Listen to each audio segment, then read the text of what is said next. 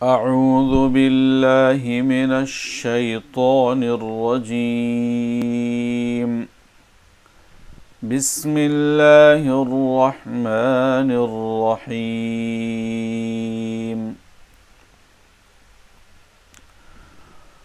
أولئك الذين اشتروا الضلالة بالهدى فما ربحت تجارتهم وما كانوا مهتدين.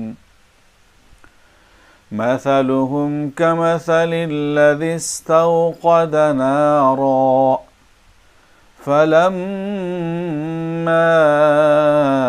أضاءت ما حوله ذهب الله بنورهم وتركهم في ظلمات لا يبصرون. صم بكم عمي فهم لا يرجعون. صدق اللہ العظیم. آج کی کلام اولئک الذین اشتروا الضلالۃ بالہدی. ضلالۃ میں ضاد جو ہے یہ پر پڑھا جائے گا. یاد رکھیے کہ 7 حروف ہمیشہ موٹے پڑھے جاتے ہیں ہر حالت میں، خواہ اس پر زبر ہو، زیر ہو، پیش ہو، کچھ بھی ہو، جہاں بھی آئے ہر حالت میں اس کو پر پڑھتے ہیں. وہ 7 حروف میں سے ضاد ہے.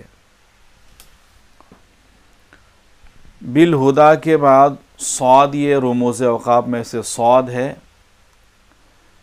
اس کا مطلب یہ ہے کہ یہاں پر ملا کر پڑھنا بہتر ہے. ہاں اگر تھک کر وہاں پر سانس توڑ دیتے ہیں تو اس بات کی گنجائش ہے. وَمَا كَانُوا مُهْتَدِينَ. ایک زبر پر وقف کریں گے تو وقف کرنے کا قاعدہ کیا ہے؟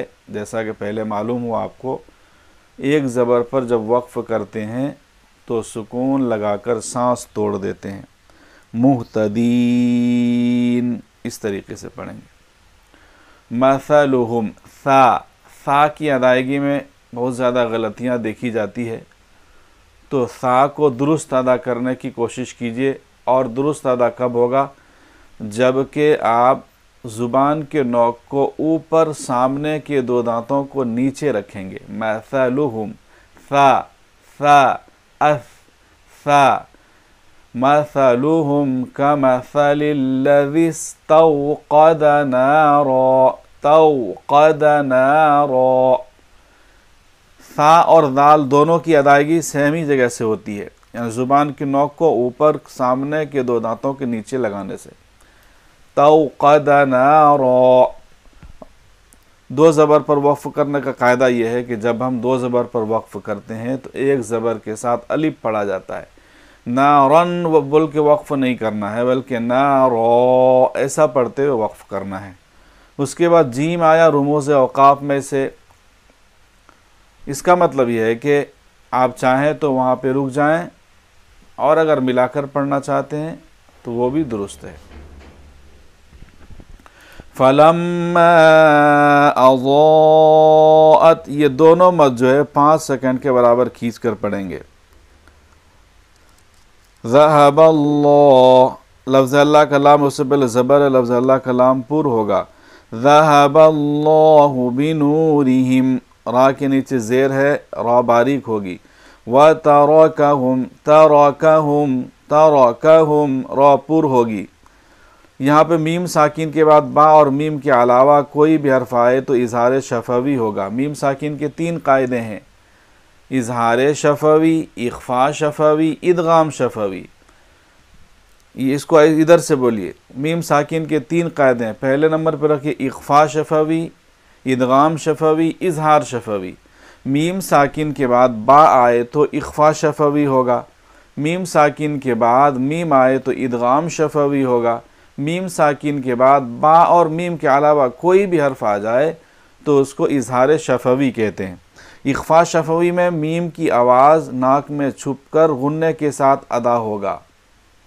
اور ادغام میں غنّے کے ساتھ ملائیں گے، اور اظہار شفوی میں میم کی آواز کو جلد ادا کریں گے۔ یہاں پہ اظہار شفوی ہو رہا ہے، میم ساکن کے بعد با بھی نہیں ہے، میم بھی نہیں۔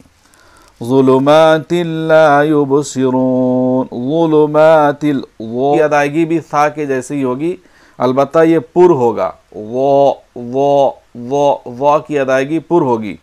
ظلمات لا یبصرون، تنوین کے بعد لام آیا، ادغام بلا غنہ ہوگا، یعنی بغیر غنّے کے ملا دیں گے۔ ظلمات لا یبصرون، با پر سکون قلقلہ ہوگا، با کی آواز 2 بار ادا ہوگی، یبصرون۔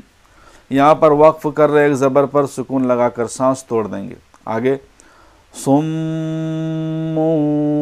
بکم عمی فہم لا یرجعون، یہاں تنوین کے بعد با ہے، یہاں تنوین کے بعد عین ہے، نون کی آواز ظاہر ہوگی، تنوین کے بعد فا ہے، نون کی آواز ناک میں چھپ کر ادا ہوگی۔ تنوین نون ساکن کے 4 قاعدے ہیں، سرسری طور پر صرف قواعد کے نام یاد رکھیے۔ پہلا قاعدہ اظہار ہے، دوسرا قاعدہ اقفا ہے، تیسرا قاعدہ ادغام ہے، چوتھا قاعدہ اقلاب ہے۔ ڈیٹیلز میں آگے انشاءاللہ بتاؤں گا۔ صم بکم عمی فہم لا یرجعون، جہاں کہیں بھی تنوین کے بعد با آئے وہاں پہ اقلاب ہوگا۔ اقلاب میں کیا ہوتا ہے؟ نون کی آواز میم سے بدل کر ادا ہوتی ہے۔ تنوین کے بعد عین آیا تو اظہار ہوگا، یعنی نون کی آواز ظاہر ادا ہوگی، ظاہر ہو کر ادا ہوگی، یعنی دیر نہیں کریں گے۔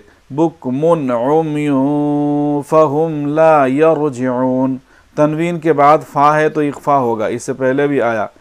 را پر سکون ہے، اس سے پہلے زبر ہے تو را پر ہوگی، یرجعون۔